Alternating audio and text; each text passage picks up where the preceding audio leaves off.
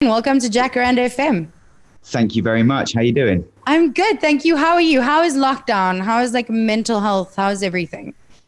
Pretty good, yeah. I mean, it's been amazing to have this new album come out and be able to sort of concentrate on something exciting like music.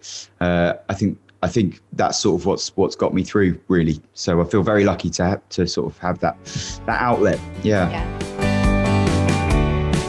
Sweet Sunday afternoon, September's golden brown. Songs for the drunk and brokenhearted. That was my whole 2020. Thanks, dude.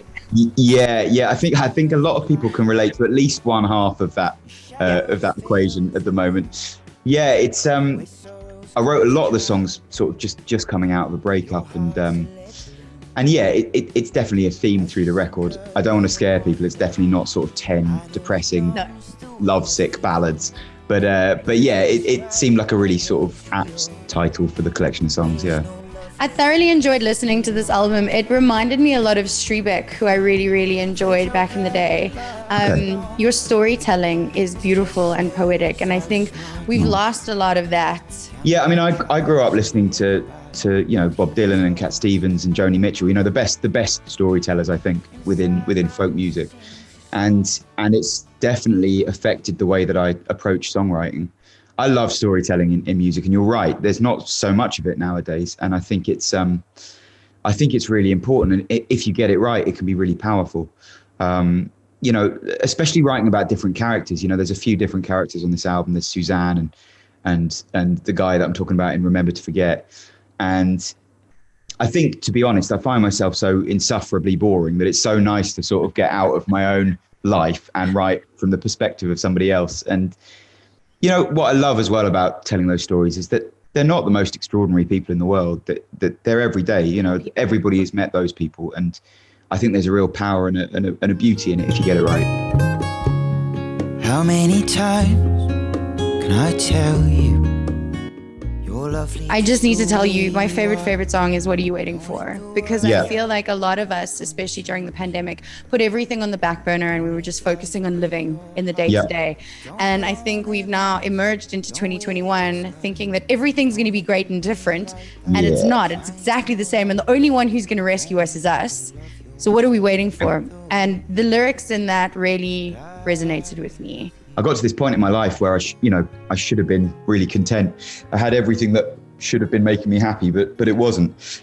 And it was quite a sobering realization, really. And I think as well, this pandemic has really shone a light on, what we all actually think makes us happy and what really fulfills us. You know what I mean? I think we all are taught to strive for certain things, success and fame and money and all of this kind of stuff, when really it means sort of sacrificing the really simple stuff, sometimes. And actually it's the simple stuff that really, really fulfills us and makes us happy. So I think, if there's maybe a silver lining to come out of all of this, it's that we start to kind of come back to really the bare basics and the essentials of what makes us deeply happy. Yeah. I think we often forget that you are, much like anyone else in the public eye, are just another human being with feelings and messiness and emotions. Mm-hmm. And I think reading that you're the number 3 most Shazam person on the planet, it's insane to read stuff like that, but also to realize that you're probably dealing with all of this much like anyone else would, kind of step by step, day by day. And I think this album has definitely made me look at you as a human being in a different way, other than just passenger, the famous dude. That's really interesting. Yeah, of course, everybody's just trying to muddle through, really, and not just through a pandemic. I mean, that's life in general. Just because I think before I made it, I kind of had this idea that if I could do my music and play to lots of people and have these crazy things like the Shazam stat, everything else in life would just slot into place and everything would be easy. And it's complete it doesn't happen like that. If anything, it complicates things and it makes relationships harder. And so yeah, I mean, I just think whoever you are and however you're viewed, you're bang on. We're all just sort of confused little humans trying to make the best of it, really.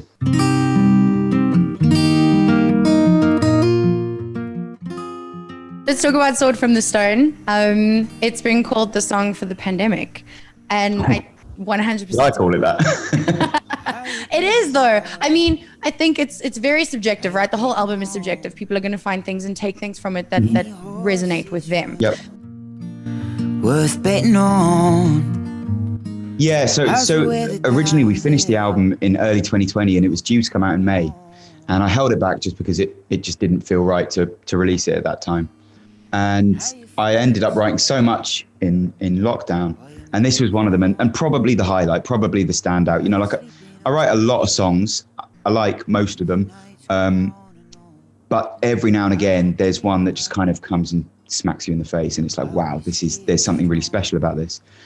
And when that happens, I tend to, you know, record it on my phone and then send it to a handful of people, you know, a couple of mates, my managers, and a couple of songwriters. And yeah, Ed is obviously a phenomenal songwriter and one of my best mates. So I sent it to him and he phoned me like 7 minutes later. I think he listened to it twice all the way through and then phoned me immediately and was like, mate, this is really special. Let's do something with this.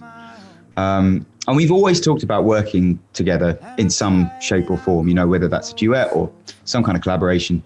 And we thought it'd be fun for him just to kind of go away with his producer and create like this alternative version. And I love it. I really love it. So there's one version on the album, which is very Passenger and very in keeping with the record. And then there's the Gingerbread mix, which is Ed's. And it's just like, it's poppier, it's punchier. I like to say he Sheeranized it.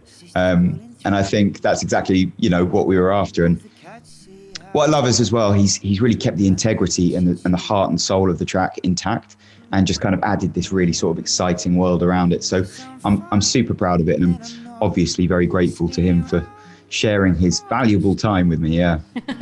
Is it ever weird to say my friend Ed Sheeran? It isn't for me because I met Ed like in a little pub in Cambridge when he was 16 and we were both playing to like 21 people. So like I've known him for such a long time and you know, we're genuinely really good mates. So yeah, of course, like when you go into Ed Sheeran world, it's crazy. Like it's a complete circus and it's mad. And then I'm like, oh crap, Ed's really famous. But when we're just hanging out, you know, drinking wine and playing songs, it's like, it's just like any other mate really.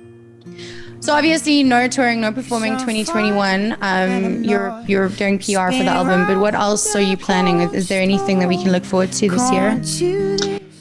Well, yeah, I mean, I hope we've actually got tour dates booked in for sort of September onwards for this year. So, you know, I'm still sort of fingers crossed and feeling fairly positive about that happening. We'll see. Other than that, I think I'm just really proud of this record and I just want to work as hard as I possibly can to get it to as many people as possible.